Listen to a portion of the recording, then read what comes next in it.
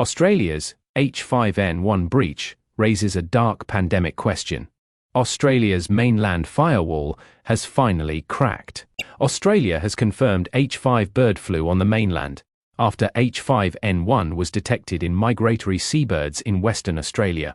The confirmed cases remain limited, with official guidance stating there are no detections in poultry and no evidence of large-scale animal deaths in Australia so far. That is the sober version. The more unsettling version is that Australia had been one of the last great geographical holdouts against the strain of bird flu that has already disrupted birds, farms, mammals, trade and public health planning across much of the world. The confirmed position today is not panic. It is breach. Authorities have increased surveillance, testing and reporting after the detections, while dead birds in other areas have triggered further investigation. Papua New Guinea has reportedly suspended poultry imports from Australia, even though domestic poultry has not been confirmed as infected. Could H5N1 transfer to humans? Yes, H5N1 can infect humans. That is not speculation. Human infections with avian influenza viruses have been recorded, usually after direct or indirect contact with infected animals, dead birds, poultry, contaminated environments or infected farm settings. The important distinction is transmission. A virus infecting a human is not the same as a virus spreading efficiently between humans. Current zoonotic influenza viruses, including avian influenza viruses, have not demonstrated sustained human-to-human transmission. That is why the current public health risk is still generally assessed as low, especially for people without animal exposure.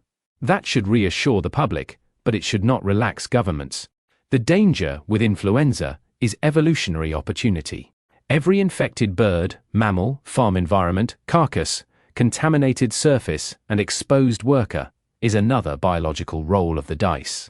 The real fear is not today's virus.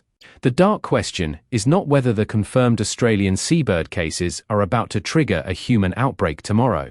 The stronger question is whether H5N1 continues widening its host range until the world is forced to confront a version that has learned too much. Globally, H5N1 has spread through wild birds, poultry and mammals, including dairy cattle in the United States, with some exposed farm workers infected after contact with infected animals. The CDC still describes the current public health risk as low, while also monitoring animal-exposed people and using flu surveillance systems to watch for human activity. That is the pressure point. H5N1 does not need to be a perfect human virus today to matter. It only needs enough global circulation, enough animal hosts, and enough repeated exposure to create the conditions in which adaptation becomes more plausible. Why Australia matters more than it looks. Australia is not just another dot on the map. Its relative isolation made it a natural biological barrier. If H5N1 can reach the mainland through migratory birds, the assumption that geography can hold the line becomes weaker. The Australian government says the current risk to people is low, and that detections have only been in migratory seabirds that occasionally visit southern Australia. It also says Australia has national response arrangements in place and urges the public not to touch sick or dead birds, but to report them. That is why this story is bigger than two birds. It is about surveillance catching the early edge of a system-level risk. The first confirmed cases are not the disaster. The disaster would be silent, spread through wildlife, poultry, mammals or farm environments, before authorities understand the scale. The Spanish flu comparison is terrifying, but imperfect. The Spanish flu comparison is emotionally powerful because influenza pandemics can change history. The 1918 to 1919 pandemic infected roughly 1/3 of the world's population and caused about 50 million deaths, with some estimates reaching as high as 100 million. But H5N1 is not the Spanish flu. The 1918 virus spread efficiently between humans. H5N1, as currently understood, does not. That difference is everything. A virus can be deadly in isolated human cases and still fail to become a pandemic if it cannot move easily from person to person. The comparison matters because it shows the ceiling of what influenza can do when biology, mobility, immunity, and timing align. It does not mean H5N1 is destined to repeat 1918. It means a serious influenza threat deserves respect before it becomes obvious. The global implications are brutally simple. If H5N1 ever acquired efficient human-to-human transmission while retaining high severity, the implications would be global. International travel would spread risk quickly, hospitals would face pressure, poultry and dairy systems could be disrupted, wildlife losses could accelerate, and governments would have to balance health restrictions, food supply, trade, and public trust. That is the nightmare scenario, not the confirmed scenario. The confirmed scenario is narrower.